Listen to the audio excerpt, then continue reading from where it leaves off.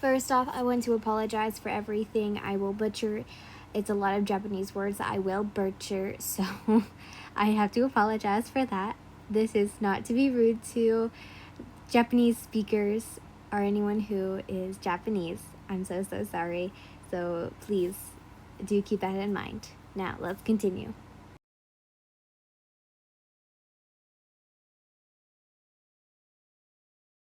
Immediately after Yin had entered the house, being led by Omiyasu, Oburimi's nose was filled with the burning smell of wisteria. So she had made it in. Now it was late evening, bearing an hour after the walk of an oiran in the late and dark hours of the district. This girl had already managed to get on each of the oiran's nerves. A small lamp outside the house had already started burning out, making the place seem even more eerie despite the swarming of people outside. Yin was aware of what was going on, happening now, and she knew very well that the rest of the girls would be threatened by her presence. Yet, there were some pure souls. As the girl was shown around the house, made familiar with her bedroom and the rest of the Teminits, I think that's how you say it, sorry. She and Oimitsi had ran into a group of very young girls. They were all swarming around Yin, admiring her beauty and all taking turns to shower her in compliments. Ah, Yin-san, what a pretty name. Your kimono is very pretty. Will you teach me to do your hair like yours? For anyone who has long hair. Omitsu had pulled a stern face at the girls, making them suddenly scatter before she turned to look at the girl. That concludes almost everyone, and the Oiran would not appreciate being disturbed at this moment, so you may head to your sleeping quarters and meet her tomorrow evening, as she finds great displeasure in the daytime. Yin simply nodded, bowed, and headed towards her illuminated room. As she was about to reach her door, she noticed she was very close to a silent hallway, one that seemed dark and closed off. Now, she knew better than to go and find out more about the hallway, and so she decided to leave it for the next rising of the sun. Yet, she couldn't shake off the feeling of tension that she gets when confronted with a demon. Some things was close, and she knew she was spot on with her instincts. It hadn't let her down before, and certainly wouldn't let her down now.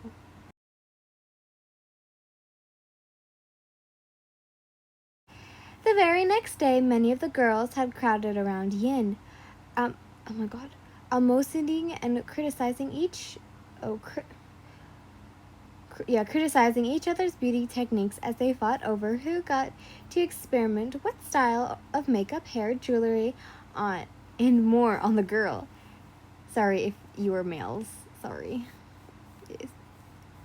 She just sat there, trying to not make any enemies, as she might need the girl's trust to confide in her later if something were to happen. Calmly, after 45 minutes of fighting, the girls had managed to come up with a style to alternate turns between them. By the way, there is a picture of a kimono. It is a red, black, and golden kimono, and if you look up Oiran kimono, you will certainly find something like it. But yeah. Two of the girls had picked out an absolutely stunning kimono, a deep black fabric falling off of Yin's shoulders and beautifully gold embroidered on the red fabric, laced with colored flowers, patterns, and more. When they stepped back, they were speechless. Oh, wow, Yin-san, you look so beautiful. Oh, the red and black suits your complexly beautifully. One would think that you're an Oiran simply by looking at your natural beauty in that kimono. Many compliments were thrown over Yin, and she politely accepted, trying to remain quiet and non-phased, but she couldn't disagree. The kimono made her complex, vibrant, and spectacular. and made Yin look of a certain class of, oh my god, obscenity. They had also gone as far as to shape and paint her nails with a deep red to match the fabric and added a beautiful look of makeup. The girls had even collected golden pins and accessories for her hair. Only if you have long hair, sorry. Ended off with blood red gems, roses and black and gold patterns embroidered among the pin's sheath. They had styled her hair with brows, buns, and combs, and pins to hold everything together. Now the girl really did look like an Oiron. She looked stunning. Her femininity shined bright among the girls as they all took a step to admire their work. They couldn't stop causing a display about Yin's beauty. They even felt the need to call the headmistress Omitsu to take a look at how beautiful she was. The headmistress had arrived, irritated at the commotion, but stood shell-shocked at the scene before her, her eyes soft as her mouth hung open in disbelief. She knew the girl was beautiful, but never had the fathomoled her beauty to be this enchanting. She had to clasp her mouth over her mouth to prevent it from going dry as the air was starting to create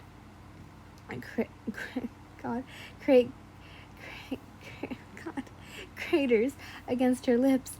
She even went as far as shedding some tears and giving a girl a hug and complimented how lovely she looked. That was new, for sure.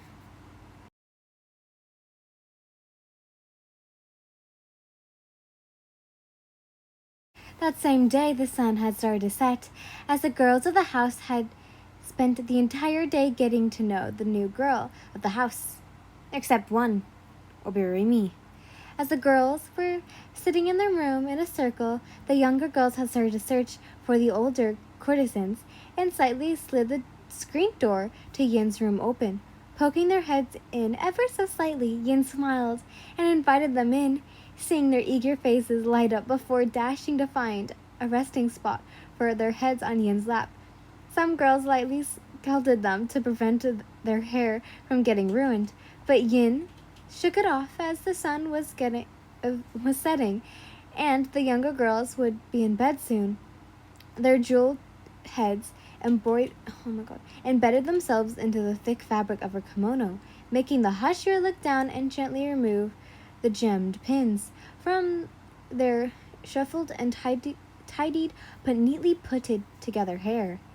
The rest of the girls continued to talk, share stories about their lives, except Yin. She had to make things up, as to not interlude too much information to the obulist girls. After they had said their goodnights, Yin had reflected on their time with the girls. They were kind and genuine, something she hadn't seen in a long time. Somewhat disappointed, she couldn't truthfully include in their conversation about their history. But despite that, she decided that after her long day, it would be a good idea to go to the onsen, aka a hot springs. So yeah. She kneeled on her futon and carefully started removing the pins from her hair. Surprised the girls managed to fit so many onto her head, she gently put them all together into a jeweled box next to her that was tinily lined with gold rim. She then started washing off her makeup that the girls had caked onto her face. Because she was a hashira and was constantly sweating and doing high insane work, she wasn't used to the makeup, as it ended up getting ruined before the day had begun. And with that, she had gotten up and headed to the onsen. It was beautiful, even more so at night, because of the Soluminians, I think that's how you say it, sorry. In the changing room, she had placed down her fresh kimono, one that allowed much more mobility because of a slit in the fabric.